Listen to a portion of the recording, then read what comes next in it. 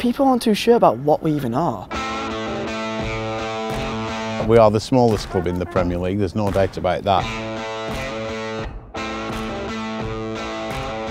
We are a massive dark horse.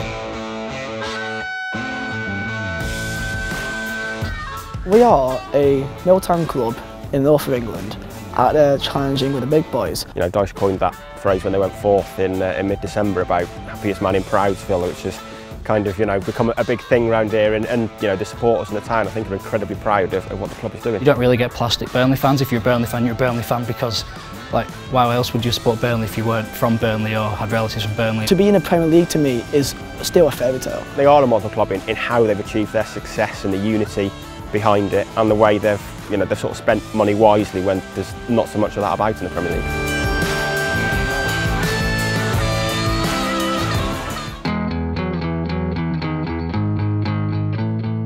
I think the win at Chelsea on the opening day when they were 3-0 up at half-time and winning 3-2 kind of set the ball rolling, and they've just carried that momentum on.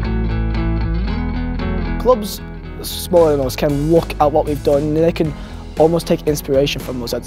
We are showing that it is possible. We have become sort of a neutral's favourite because we are fighting against the odds, if you will. Pep Guardiola, for me personally, the best manager in the world, says that Burnley is the best team in the Premier League for how we play. And people may say, well, what is that style?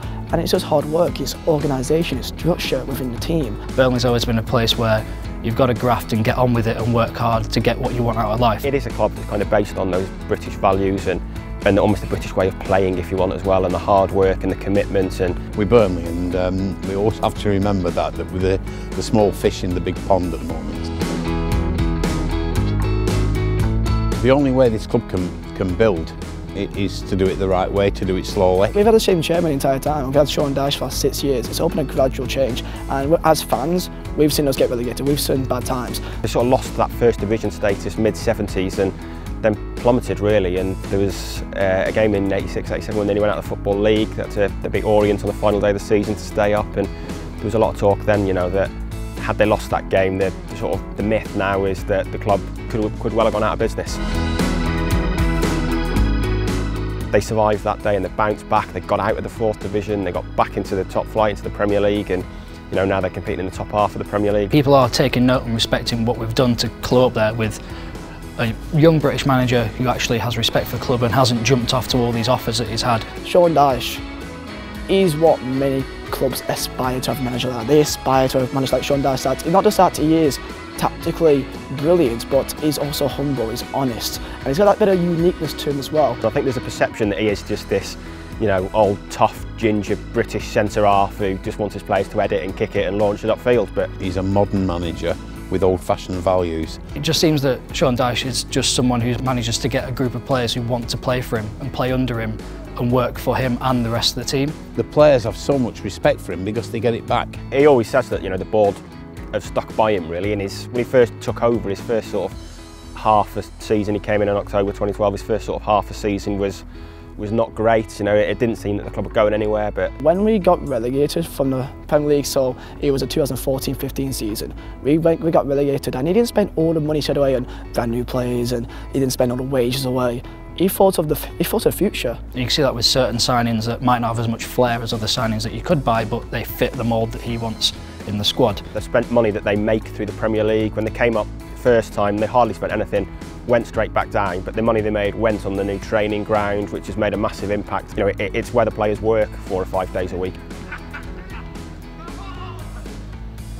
He put so much work into that training ground and how he wanted it to look. And it shows that there's a much bigger vision with the club, and that's what gets so many fans behind the idea. It's absolutely fantastic, and it's a place where you'd want to go into work and be happy going into work every day, and it's changed so much. You know, there's bits in there that you can see that have got his fingerprints all over it. You look at it now and it's this gleaming building, motivational quotes all over it, and so much effort and design has gone into the planning of it, really, in terms of the way it's structured, and there being a pathway for the academy in there. You know, it's got its own academy section that kind of leads to the first team, and giving them a glimpse of it. And you know, it has been money well spent, and it's something. You spend £10 million on a player, they could be gone within 2 or 3 years, whereas that training ground is going to be modern and state-of-the-art for years and years and years to come, and it's going to help attract players to the club.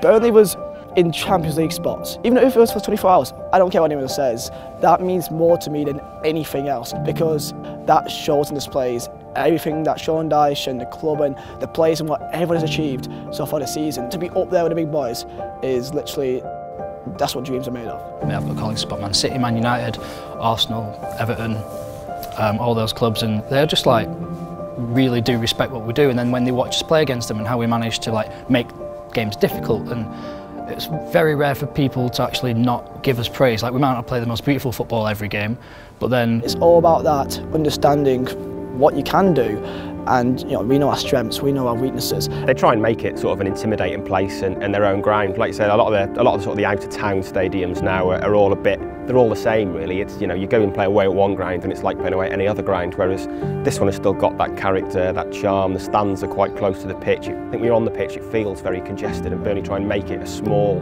pitch and try and sort of make it a difficult experience. It's just quite nice knowing things are now set up for the future a bit more, and it's not just a manager coming in, spending money for his short-term goal of jumping up the ladder.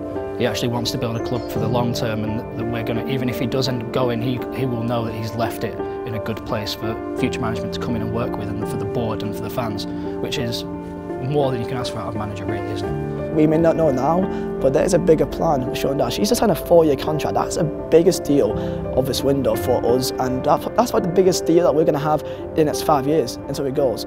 When Sean Dyche leaves Turf Moor, when he's finished his project to what he believes he wants to achieve, there will be a statue outside the ground.